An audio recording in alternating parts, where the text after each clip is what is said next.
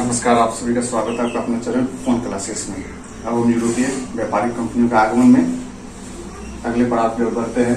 अंग्रेज। पूर्व के वीडियो में हम लोगों ने देखा डच और पुर्तगाली को। अब अंग्रेज देखते हैं। ये जो अंग्रेज थे, इसकी कंपनी जो ईस्ट इंडिया कंपनी हम लोग बोलते हैं, देखेंगे किस प्रकार इसकी स्थापना हुई थी। इसकी स्थापना 1600 ईस्वी में ट्यूडर वंशी महारानी जो थी एलिजाबेथ प्रथम के चार्टर से। चार्टर का मतलब हुआ अधिकार पत्र। ठीक है, चार्टर से स्थापना हुआ था। कितने वर्षों के लिए इसको चार्टर मिला था? 15 वर्षों के लिए व्यापार करने के लिए। 15 वर्षों के लिए व्यापार करने के लिए मिला था इसका चार्टर, ट्यूडर वंशी महारानी एलिजाबेथ प्रथम के द्वारा। उस समय कंपनी का प्रचलित नाम था English east India company. English east India company का क्या नाम था? प्रचलित नाम था। लेकिन मूल नाम जो था, प्रचलित मतलब बोलचाल की भाषा में मूल नाम था governor and company of merchant of London trading into the east Indies. बहुत लंबा नाम है। Governor and company of merchant of London trading into the east Indies. ठीक है, फिर कंपनी का विस्तार हुआ 1708 ईस्वी में। जो अन्य छोटी बड़ी कंपनियां थी, जैसे 1698 में जनरल सोसाइटी, 1688 में न्यू कंपनी, 1698 में English company trading to the east, इस सभी का विलय हुआ आपस में। सभी छोटी बड़ी कंपनियों का विलय हुआ। विलय प्रस्ताव आया था 1702 में। कंपनी का विलय कर दिया जाए। 1708 में सभी कंपनी का विलय होकर क्या नाम आ गया? The united company of merchant trading to the east. The united company of merchant trading to the east. ठीक है, और 1833 तक यह नाम बना रहा। 1833 तक यह नाम बना रहा। 1600 में 15 वर्षों के लिए चार्टर मिला, अधिकार पत्र मिला। कंपनी का प्रचलित नाम था आम बोलचाल की भाषा इंग्लिश ईस्ट इंडिया कंपनी, जो हम लोग आम बोलचाल की भाषा में बोलते हैं। मूल नाम था governor and company of merchant of London trading into the east Indies. 1708 में विलय प्रस्ताव 1702 में आया था। सभी कंपनियों का यूनाइटेड कर दिया गया, मर्ज कर दिया गया, और united company of merchant trading to the east. और ये नाम कब तक बना रहा? 1833 तक। और 1833 ईस्वी के अधिनियम से, एक्ट से, 1833 के एक्ट से इसका नाम हो गया British east India company. British east India company. ठीक है, ब्रिटिश ईस्ट इंडिया कंपनी इसका नाम हो गया। अब हम इसका विस्तार देखते हैं। कंपनी अब अपना कंपनी बनाया तो इसका विस्तार करने लग गया। कंपनी भारत में अपना पैर पसारने लग गया। तो 1608 में सूरत में, गुजरात की सूरत में फैक्ट्री स्थापना का प्रयास किया गया। ये क्वेश्चन बहुत इंपॉर्टेंट है। बस प्रयास कब किया गया? 1608 में सूरत में फैक्ट्री स्थापना की। फैक्ट्री, बस्ती, किला सभी एक ही कॉन्सेप्ट है।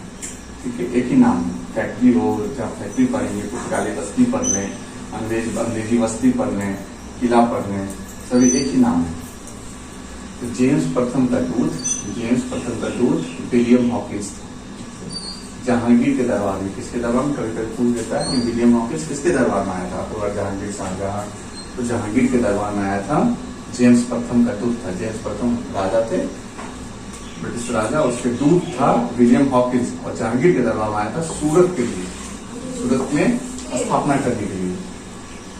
और पुर्तगाली प्रतिस्पर्धा जो थी, जो पुर्तगाली वहां पर कभी से थे, पहले आ गया था पुर्तगाली, उसकी प्रतिस्पर्धा को समाप्त करने के लिए। लेकिन अनुमति नहीं मिला। 1613 में जाकर 5 वर्ष बाद अनुमति दिया गया। पुर्तगाली बहुत बढ़ चढ़ गया था, इसलिए उसको दबाने के लिए अनुमति दे दिया जाए, काउंटर बैलेंस करने के लिए कि चलो भाई काउंटर बैलेंस हो जाए। तो सूरत में स्थापना किया गया फैक्ट्री का। कब प्रयास किया गया? 8 में। स्थापना हुआ 1613 में। ठीक है, और उसी बीच में 1611 में तकनीकी रूप से, टेक्निकली, मसूलीपट्टनम, गोलकुंडा में मसूलीपट्टनम एक फैक्ट्री का स्थापना हो गया। 1611 में मसूलीपट्टनम पहली फैक्ट्री स्थापित ऑफिशियली स्थापित फैक्ट्री मसूलीपट्टनम, 13 में जाके सूरत में हुआ और प्रयास किया गया सूरत के लिए सर्वप्रथम, याद रखना है, ठीक है।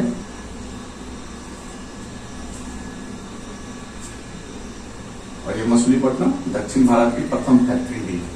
मसूलीपट्टनम दक्षिण भारत की प्रथम फैक्ट्री। 1632 ईस्वी का सुनारा फरमान। गोलकुंडा के जो राजा थे, ये गोलकुंडा मसूलीपट्टनम, गोलकुंडा के राजा 500 पेगोडा वार्षिक कर देकर राज के बंदरगाह से व्यापार कर सकते थे, ये फरमान था कि जो अंग्रेज थे गोलकुंडा के राजा से 500 पेगोडा कर देकर, टैक्स देकर राज के बंदरगाहों से व्यापार करने के लिए फरमान प्राप्त किए, सुनारा फरमान। इसको सुनारा प्रमाण कहते हैं। 1632 में गोलकुंडा के राजा से मिला था। इससे पूर्व एक नोट है पूर्व के लिए, शाही फरमान किसको, जैसे यहाँ पे सुनारा फरमान है तो शाही फरमान हम देख लेते हैं थोड़ा सा। शाही फरमान 1717 ईस्वी में, आगे पढ़ेंगे, 1717 ईस्वी में फारूकसियर मुगल शासक 3000 वार्षिक शुल्क के बदले कंपनी को बंगाल में मुक्त व्यापार, फ्री ट्रेड के लिए फरमान दिया था। उसको हम लोग शाही फरमान कहते हैं। गोलकुंडा के राजा दिए तो उसको सुनारा फरमान, और ये कंपनी का मेघना काटा है। कंपनी के लिए ये मेघना काटा, मुक्त व्यापार, फ्री ट्रेड बंगाल में ये कर सकता था। अब मद्रास में देखते हैं। मद्रास में 1639 ईस्वी में फोर्ट सेंट जॉर्ज जो है उसका निर्माण हुआ, इस फैक्ट्री के लिए, किला के लिए। फोर्ट सेंट जॉर्ज ये स्थल जो था, इस स्थल का चुनाव किसने किया था, जो अधिकारी था उसका नाम था फ्रांसिस डे, उसका नाम था फ्रांसिस डे। 1639 ईस्वी में फोर्ट सेंट जॉर्ज मद्रास में। और ये फ्रांसिस डे जो है चंद्रगिरी के राजा से पट्टे पर भूमि लिया था, पट्टे पर ये भूमि लिया था, ठीक है। और 1651 ईस्वी में प्रमुख फैक्ट्री कौन हो गई, हुगली, प्रमुख फैक्ट्री हुगली 1651 ईस्वी में। 1651 ईस्वी की घटना है कि 1651 ईस्वी में सूबेदार शाह शुजा ने मुक्त व्यापार की अनुमति दी थी। मुक्त व्यापार की इन्होंने भी अनुमति दिया था। शाह शुजा 3000 रुपए वार्षिक शुल्क के बदले, ठीक है।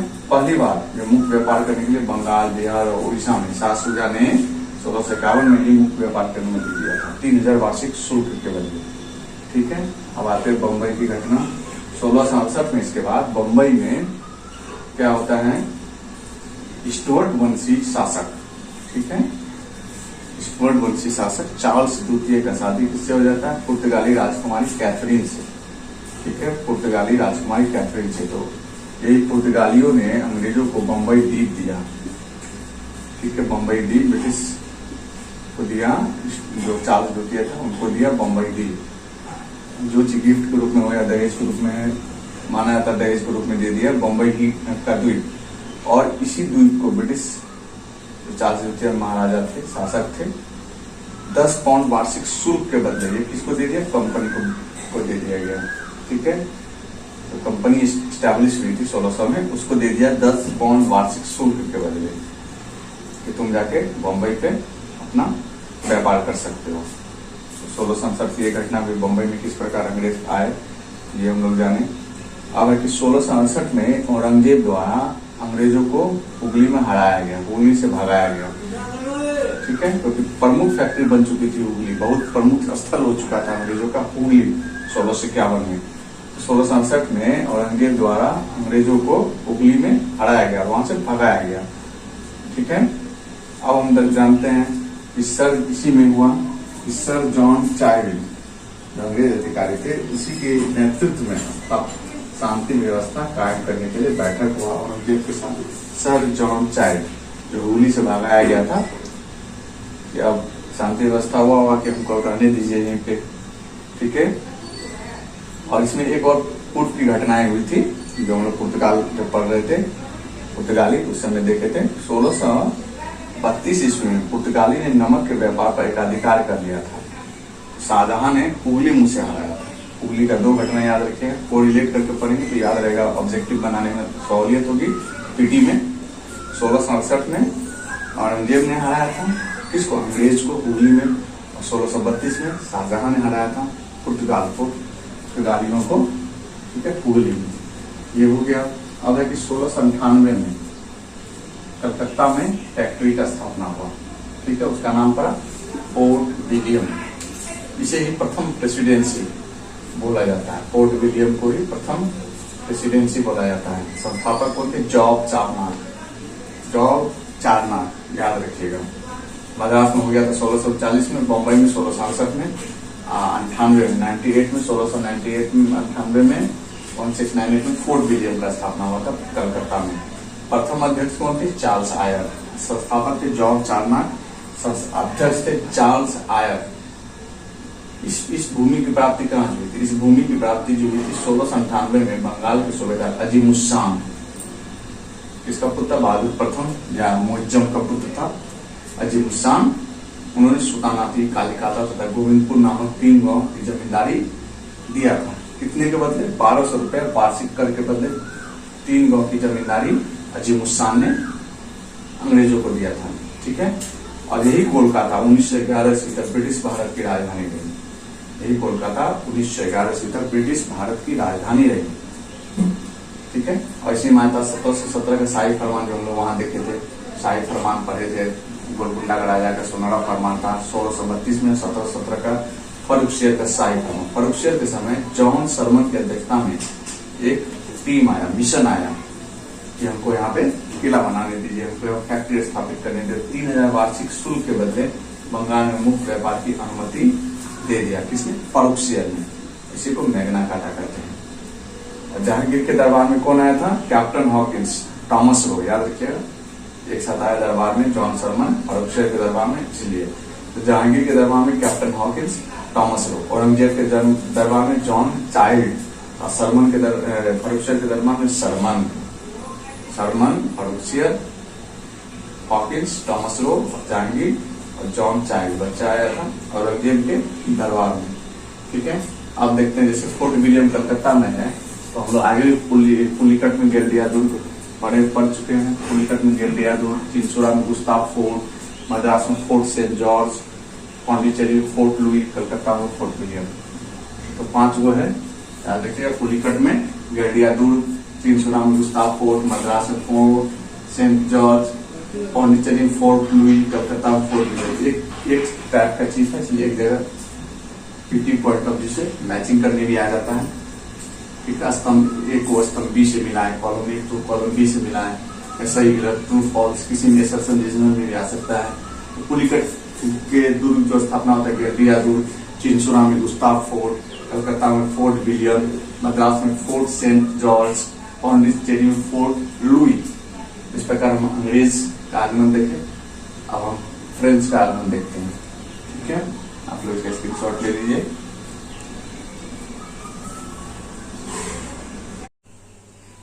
हम लोग देखे थे अंग्रेज, अब फ्रेंच देखते हैं। अगला व्यापारी कंपनी फ्रेंच, इसकी स्थापना 1664 ईस्वी में हुई थी, लुई 14वां के समय, लुई 14 के समय इस कंपनी की स्थापना हुई थी। लुई 14 बुबड़ो वंश के, इस वंश के बुबड़ो वंश के। अब इसी में लुई 16 के समय हुआ था फ्रांस का। तो ये याद रखने योग्य बातें हैं कि फ्रांस का लुई 16, कंपनी की स्थापना, फ्रेंच कंपनी की स्थापना लुई 14वां 14 के समय। जो इसके लुई 14वां का मंत्री था कोलवर्ट, बड़ी भूमिका थी इसकी स्थापना की। वित्तीय सुधारों हेतु इन्होंने देखा कि सब देशों की कंपनियां, सब देश ईस्ट इंडीज से व्यापार करने हेतु आगे आ रहा है, सभी अपना अपना कब्जा जमा रहा है। तो क्यों ना फ्रेंच कंपनी भी, फ्रांस भी इसमें इंटरफेयर करे और इंडिया या ईस्ट इंडीज कंट्री में अपना व्यापार स्थापित करे। इसी के लिए मंत्री कोलवर्ट ने वित्तीय सुधारों हेतु कंपनी का स्थापना की। तो इसको कोलवर्ट नीति भी कर सकते हैं, कोलवर्ट डॉक्ट्रिन या कोलवर्ट नीति भी कर सकते हैं। कंपनी का स्थापना है और इस कंपनी का स्वरूप इसलिए पूर्णतः सरकारी था, इसलिए इस कंपनी का विनाश होने का या खत्म होने का ये भी मेन कारण था कि कंपनी पूर्णतः सरकारी नियंत्रण में था, इसलिए कंपनी का जल्दी खात्मा हो गया। कंपनी का नाम था कंपनी द इंडो ओरिएंटलिस्ट। ठीक है, इसकी फैक्ट्रियां, बस्ती, किला जोड़ी के लिए इसका स्थापना, प्रथम फैक्ट्री का स्थापना सूरत में हुआ था 1668 ईस्वी में। ठीक है, किसने किया था? तो फ्रैंक केलार्ड अधिकारी थे, फ्रैंक केलार्ड उनकी उपस्थिति में उनके द्वारा किया गया फ्रैंक केलार्ड के द्वारा प्रथम फैक्ट्री की स्थापना सूरत में 1668 में। उसके बाद 1669 में मसूलीपट्टनम, 1673 में पांडिचेरी, इसको फोर्ट लुई भी कहते हैं। फोर्ट लुई पांडिचेरी में, फोर्ट विलियम कलकत्ता में था, फोर्ट लुई पांडिचेरी 1673। ठीक है। इसको फ्रैंको मार्टिन जो अधिकारी थे उनके द्वारा ये स्थापना किया गया था। ये फ्रेंच कंपनी का मुख्यालय था। पांडिचेरी फ्रेंच कंपनी का मुख्यालय था। 1674 में चंद्रनगर जगह है, बंगाल के सूबेदार शाइस्ता खां, बंगाल के जो सूबेदार थे शाइस्ता खां के द्वारा चंद्रनगर में 1674 ईस्वी में फैक्ट्री की स्थापना की शुरुआत हुई। लेकिन बनकर तैयार कब हुआ? 1692 में ये फैक्ट्री बनकर तैयार हुआ। 1692 में शुरुआत हुई, 1674 में बनकर तैयार हुआ, 1692 में चंद्रनगर में। ठीक है। 1724 में 25 माही में या मालाबार तट पे है, 25 माही पे फैक्ट्री की स्थापना हुई। 1739 में कारिकल में स्थापना हुई। तो ये इसका फैक्ट्री का स्थापना का स्वरूप है। इसके आगे हम लोग देखेंगे जब और विस्तार में पढ़ेंगे, कर्नाटक युद्ध के रूप में देखेंगे। 3 कर्नाटक युद्ध हुए थे, कर्नाटक युद्ध के रूप में हम लोग देखेंगे, कंपनी के कर्नाटक युद्धों को पढ़ेंगे, तो उसी में हम लोग आगे पढ़ेंगे। तो इसमें जब मेन पॉइंट देखते हैं कि 1760 में बांडीवास की लड़ाई में अंग्रेजों के द्वारा जो सब इसकी हार हो गई फ्रेंच का, और 1763 में पेरिस की संधि हुई थी। ये की पॉइंट्स हैं। दोनों कर्नाटक युद्ध में हम लोग इसके बारे में डिटेल में पढ़ेंगे।